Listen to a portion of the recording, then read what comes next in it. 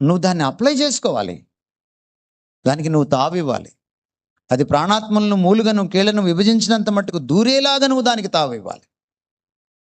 అలా తావివ్వాలంటే ఒక మార్గాన్ని చెప్పాడు దేవుడు. అదేమిటంటే కీర్తనల గ్రంథం 1వ అధ్యాయంలో చెప్పబడింది. యెహోవా ధర్మశాస్త్రం మందు ఆనందిస్తూ దాన్ని దివారాత్రం ధ్యానించాలి. అసలు ఒకసారి చదవడంకే గొప్ప, మనం మళ్ళీ దివారాత్రమా? దివారాత్రం అంటే తెలుసా మీకు? Day and night. Day and night T20 match లాంటిది అన్నమాట అది. డే అండ్ నైట్ క్రికెట్ చూసేస్తావు కానీ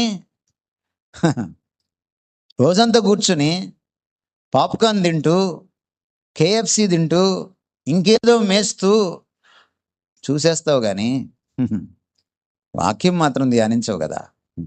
అసలు చదివిన పాపనే పోని వాడికి ధ్యానం ఎక్కడ? చదవడం వేరు, అధ్యయనం వేరు, అర్థం చేసుకోవడం వేరు, మనసులో జ్ఞాపకం పెట్టుకోవడం వేరు, తిరిగి ధ్యానించడం వేరు. ధ్యానించడం అంటే మళ్ళీ మళ్ళీ ఆలోచించడం. ధ్యానించడం అంటే నెమరు వేసుకోవడం, మళ్ళీ మళ్ళీ జ్ఞాపకానికి తెచ్చుకొని లోతుగా ఆలోచించడం. అది ధ్యానించడం అంటే. గేదెలు మేయడం ఎప్పుడైనా చూసారా మీరు? తెలంగాణలో గేదెలు అంటారా, బర్రెలు అంటారా? ఏమండి, బర్రెలు అంటారా? ఓకే. బర్రెలు ఎలాగా మేస్తాయో మీరు చూసారు ఎప్పుడైనా? ఎండలో వెళ్ళి చకచక మేసేసి ఎక్కువసేపు ఉండవు అవి. ఆ తర్వాత వచ్చి నీడలో చెట్టు నీడని కూర్చుంటాయి. కూర్చొని అందుకనే గేదెలు ఎప్పుడు కూడా ప్యాంటాసిడ్, జెలుసిల్ ఇవి వాడవయి. ఎందుకంటే వాటికి అరుగుద్ది బాగా. పచ్చిగడ్డి కూడా అరిగిపోతుంది వాటికి. ఎందుకంటే గడ్డి మేసిన తర్వాత వెంటనే వెళ్ళి బబ్బోవవి. అవి కూర్చొని నెమరు వేస్తాయి. ఎంత నెమరు వేస్తాయంటే ఆ పచ్చిగడ్డే అది నురుగులాగా మారేదాకా నెమరు వేస్తాయి. ఎప్పుడైనా గడ్డి తిని చూడండి. అంటే బుద్ధి గడ్డి తినడం గురించి మాట్లాడట్లేదు నేను. గడ్డి తిని చూడండి, అరుగుతుందేమో.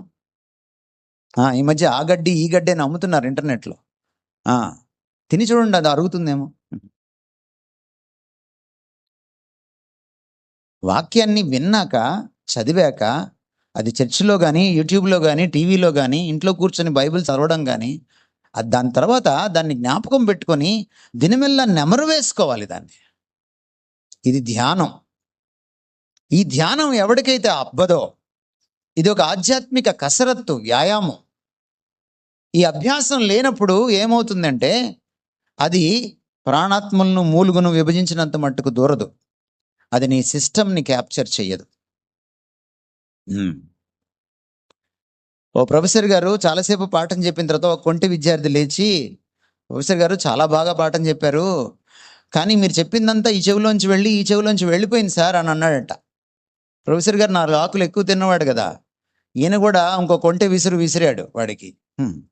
అవునులేరా, ఎందుకుంటుంది, బయటికే వెళ్ళిపోతుంది, ఈ 2 చెవుల మధ్యలో ఏం లేదు కదా నీకు అన్నాడట. అంటే తలకాయ లేదు, బ్రెయిన్ లేదని. ఏదైనా ఉంటే కదరా ఉండడానికి అన్నాడంట. పాపం వాడేం చేస్తాడు, గతుక్కుమన్నాడు. తలకాయలో పెట్టుకుంటే కదా వాక్యాన్ని. మనం చర్చికి వెళ్తాం, పాస్టర్ గారు కాస్త లేట్ అయితే వాచ్ చూసుకుంటాం.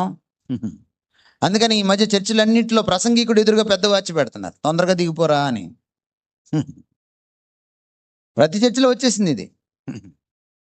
ఏమిటో మనం ఇంటికి వెళ్ళి సాధించేది ఏమిటో, మాంసం కూర వండుకొని టీవీ చూసుకోవడం తప్ప మనం చేసేది ఏంటి?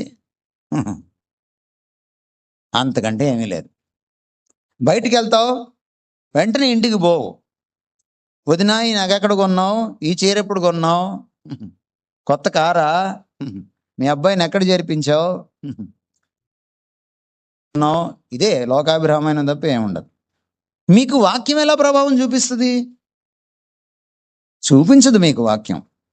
మీరు ఇంకొక 1000 సంవత్సరాలు బ్రతికినా మీరు ఇలాగే ఉంటారు, ఇలాగే ఉంటారు. మీకు ప్రపంచ ప్రఖ్యాతిగాంచిన టాప్ థియోలాజియన్, బైబిల్ టీచర్ వచ్చి చెప్పినా కూడా మీరు ఇలాగే ఉంటారు. ఎందుకంటే అసలు లోపలికి వెళ్తే కదా. చర్చి మెట్లు దిగేలోపే మర్చిపోయే ప్రబుద్ధులం మనం వాక్యాన్ని. బైబిల్ ఏం చెప్తుందంటే, నెమరు వేసుకొని ఆయన ధ్యానం చెయ్యి. నువ్వు కూరగాయలు కోసేటప్పుడు, ఉల్లిపాయలు కోసేటప్పుడు, నువ్వు స్నానం చేసేటప్పుడు, నువ్వు క్యాంటీన్లో ఉన్నప్పుడు, నువ్వు బస్సు కోసం వెయిట్ చేసేటప్పుడు ఆఫీస్కి, నువ్వు పడక మీద పడుకున్నప్పుడు నువ్వు ధ్యానం చెయ్యి. కొంతసేపు దీన్ని పక్కన పెట్టు. ఈ మధ్య కొంతమందికి ఈ మెడ నరాల రోగం ఎక్కువ వస్తుంది. ఎందుకంటే వాళ్ళు ఇలా పెట్టుకొని ఇలా వెళ్తుంటారు అనమాట. అంటే ఆ కాసేపు కూడా సెల్ ఫోన్ చూడకుండా ఉండలేవా? ఆ కాసేపు కూడా పక్కన ఆపుకో, మాట్లాడు, వెళ్ళు.